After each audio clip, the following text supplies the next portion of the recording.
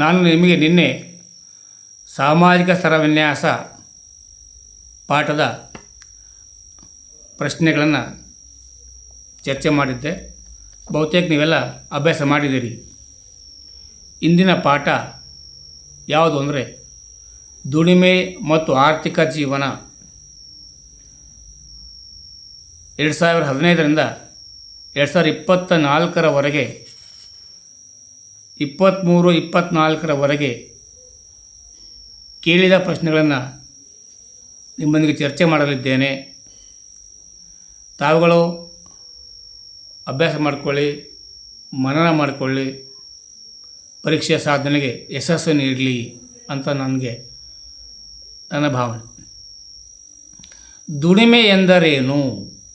ವ್ಯಕ್ತಿಯೋರ್ವನ ಪರಿಶ್ರಮದಿಂದ ಆತನಿಗೆ ಆರ್ಥಿಕ ರೂಪದ ಪ್ರತಿಫಲ ಸಿಗುವುದಿದ್ದರೆ ಅದನ್ನು ದುಡಿಮೆ ಎನ್ನುವರು.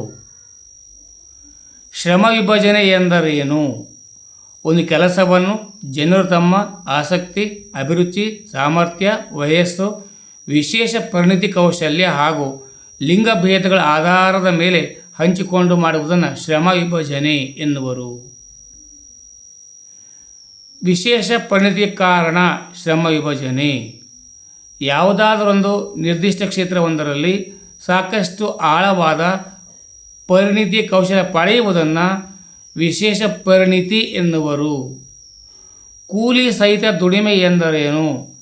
ಸಂಬಳ ಇನ್ಯಾವುದೇ ಭೌತಿಕ ರೂಪದ ಪ್ರತಿಫಲ ನೀಡುವ ದುಡಿಮೆಯ ಚಟುವಟಿಕೆಗೆ ಕೂಲಿ ಸಹಿತ ದುಡಿಮೆ ಎನಿಸಿಕೊಳ್ಳುವುದು.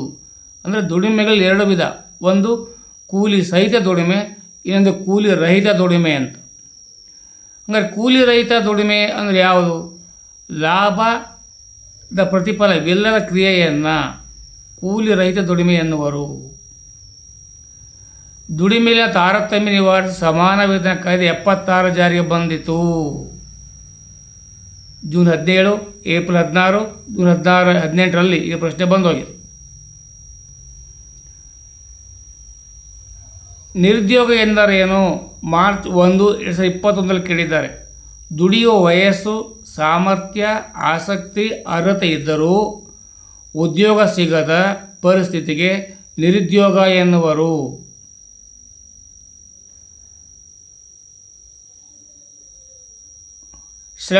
ಶ್ರಮ ವಿಭಜನೆಯ ಅನುಕೂಲಗಳು ತಿಳಿಸಿ. ಸೆಪ್ಟೆಂಬರ್ 20, ಮಾರ್ಚ್ 1, 2021ರಲ್ಲಿ ಪ್ರಶ್ನೆ ಬಂದೋಗಿದೆ. ಇದಕ್ಕೆ ಉತ್ತರ, ಶ್ರಮ ವಿಭಜನೆ ವಿಶೇಷ ಪರಿಣಿತಿಗೆ ಕಾರಣವಾಗುವುದು. ವಿವಿಧ ಕ್ಷೇತ್ರಗಳಲ್ಲಿ ಆರ್ಥಿಕ ಲಾಭ ಪಡೆಯಲು ಸಹಾಯ, ಆರ್ಥಿಕ ಹಿತಾಸಕ್ತಿ, ವರ್ಗ ವ್ಯವಸ್ಥೆ ಸೃಷ್ಟಿ, ಕೈಗಾರಿಕೋದ್ಯಮಗಳ ಸ್ಥಾಪನೆಗೆ ಅನುಕೂಲ, ವ್ಯಾಪಾರ ಮತ್ತು ವಾಣಿಜ್ಯೋದ್ಯಮಗಳು ವಿಸ್ತಾರಗೊಂಡವು. ಭಾರತದಲ್ಲಿ ದುಡಿಮೆಯಲ್ಲಿನ ಅಸಮಾನತೆ ತಾರತಮ್ಯದ ಸ್ವರೂಪವನ್ನು ವಿವರಿಸಿ. ಮಾರ್ಚ್ 2019ರಲ್ಲಿ ಪ್ರಶ್ನೆ ಬಂದಿದೆ. ಇದಕ್ಕೆ ಉತ್ತರ, ಸ್ತ್ರೀ ಪುರುಷರ ಉದ್ಯೋಗಗಳು ಒಂದೇ ಸಮನಾಗಿಲ್ಲ. ಪುರುಷರಿಗೆ ಉತ್ತಮ ಸ್ವರೂಪದ ಉದ್ಯೋಗಗಳನ್ನು ನೀಡಲಾಗುತ್ತದೆ. ಪುರುಷರಿಗೆ ಹೆಚ್ಚಿನ ಸಂಬಳ ಮತ್ತು ಹೊಣೆಗಾರಿಕೆ ನೀಡಲಾಗುತ್ತದೆ. ಸ್ತ್ರೀಯರಿಗೆ ಕಡಿಮೆ ಮಟ್ಟದ ಉದ್ಯೋಗ, ಹೊಣೆಗಾರಿಕೆ, ಸಂಬಳ ನೀಡಲಾಗುತ್ತದೆ. ಅಸಂಘಟಿತ ಕ್ಷೇತ್ರದಲ್ಲಿನ ಇವು ಕಂಡುಬರುತ್ತವೆ. ಪುರುಷರಿಗೆ ಸರಿಸಮಾನವಾಗಿ ಸ್ತ್ರೀಯರು ದುಡಿಯುವ ಸಂದರ್ಭದಲ್ಲೂ ಅವರಿಗೆ ಕಡಿಮೆ ವೇತನ ನೀಡಲಾಗುತ್ತದೆ. ಕೃಷಿಕ ಸಮಾಜವು ಕೂಡ ಲಿಂಗ, ವಯಸ್ಸು, ಸಾಮರ್ಥ್ಯ ಆಧಾರದ ಮೇಲೆ ಕೆಲಸಗಳು ಅಸಮಾನವಾಗಿ ಹಂಚಿಕೆಯಾಗಿವೆ. ನಿರುದ್ಯೋಗಕ್ಕೆ ಕಾರಣಗಳಾದವು. ರಾಜ್ಯ ಪೂರ್ವ ಸಿದ್ಧತಾ ಪರೀಕ್ಷೆ 19, ರಾಜ್ಯ ಪೂರ್ವ ಸಿದ್ಧತಾ ಪರೀಕ್ಷೆ 23, ಏಪ್ರಿಲ್ 1, 2024ರಲ್ಲಿ ಪ್ರಶ್ನೆ ಬಂದೋಗಿದೆ. ಅತಿಯಾದ ಜನಸಂಖ್ಯೆ, ಯಾಂತ್ರೀಕರಣ, ಅತಿಯಾದ ಶ್ರಮ ವಿಭಜನೆ, ಸಾಮಾಜಿಕ ಅಸಮಾನತೆ, ಬಂಡವಾಳದ ಕೊರತೆ, ಅನಕ್ಷರತೆ. ನಿರುದ್ಯೋಗದ ಪರಿಣಾಮಗಳಾದವು. ಭಾರತದಲ್ಲಿ ನಿರುದ್ಯೋಗ ಒಂದು ಗಂಭೀರ ಸಮಸ್ಯೆಯಾಗಿದೆ, ಹೇಗೆ ವಿವರಿಸಿ. ಜೂನ್ 18, ರಾಜ್ಯ ಪೂರ್ವ ಸಿದ್ಧತಾ ಪರೀಕ್ಷೆ 19ರಲ್ಲಿ ಕೇಳಿದ್ದಾರೆ. ಉತ್ತರ, ಬಡತನ, ಅನಾರೋಗ್ಯ, ಭ್ರಷ್ಟಾಚಾರ, ಕೌಟುಂಬಿಕ ವಿಘಟನೆ, ಮೋಸ, ವಂಚನೆ, ಕಳ್ಳತನ, ವ್ಯಭಿಚಾರ ಮುಂತಾದ ಪರಿಣಾಮಗಳಿಗೆ ಕಾರಣವಾಗುವುದು.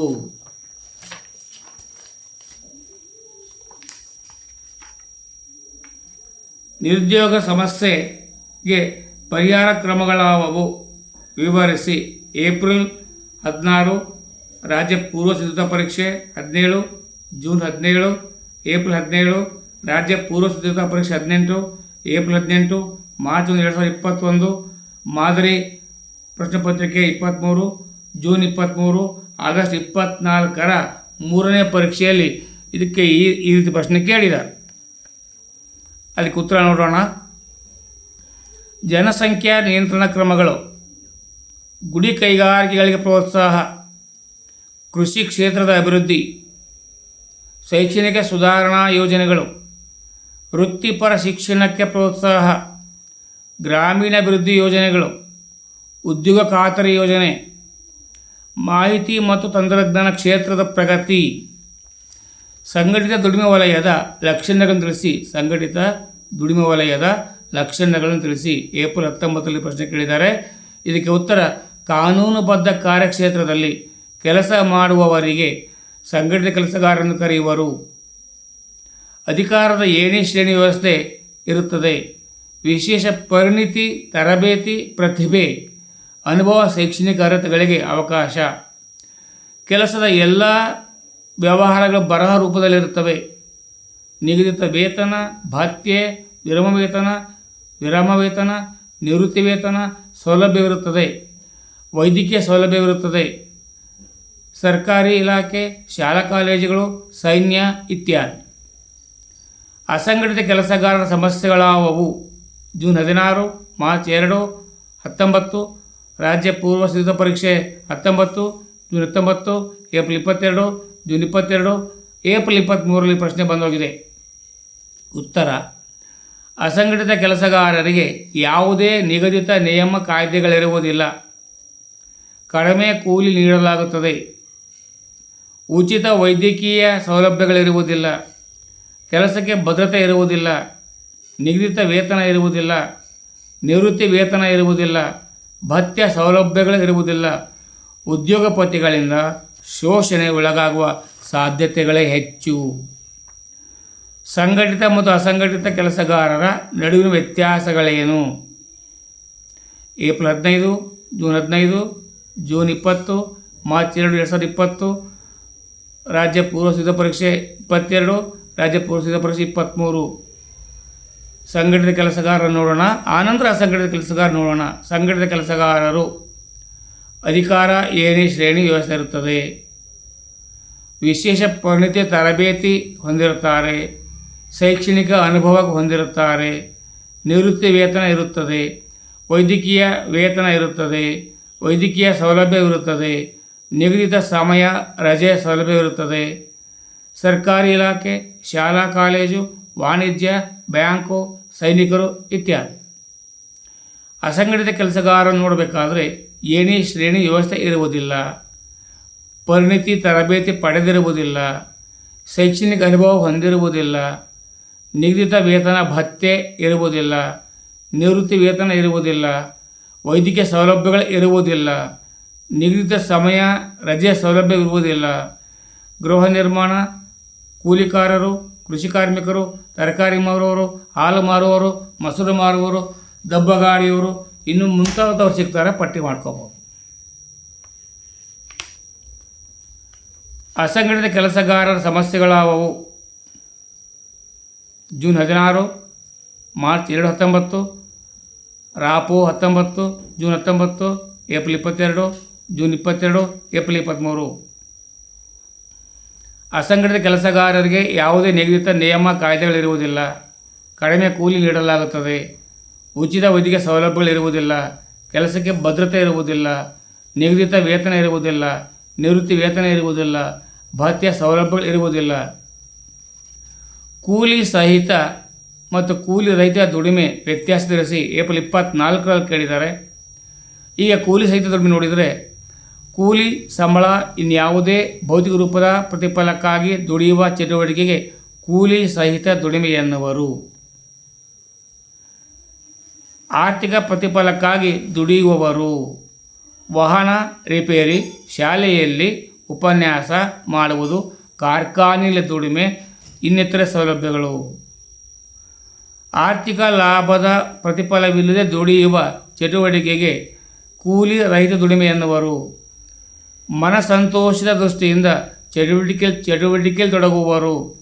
ಕಲಾಕಾರ ಆತ್ಮಸಂತೋಷಕ್ಕಾಗಿ ಚಿತ್ರ ಬಿಡಿಸುವುದು, ಇದು ಕೂಲಿ ರಹಿತ ದುಡಿಮೆ.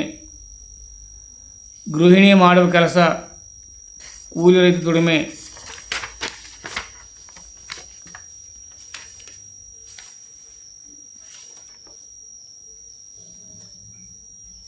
ದುಡಿಮೆ ಆರ್ಥಿಕ ಜೀವನ ಪಾಠದಲ್ಲಿ ಇಷ್ಟೆಲ್ಲ ಪ್ರಶ್ನೆ ಕೇಳಿದ್ದಾರೆ. ಈ ವರ್ಷದ ವಾರ್ಷಿಕ ಪರೀಕ್ಷೆಯಲ್ಲಿ ಇದರಲ್ಲಿ ಹೆಚ್ಚು ಪ್ರಶ್ನೆ ಬರ್ತವೆ. ಚೆನ್ನಾಗಿ ಅಭ್ಯಾಸ ಮಾಡಿಕೊಳ್ಳಿ, ಓದ್ಕೊಳ್ಳಿ. ಧನ್ಯವಾದಗಳು.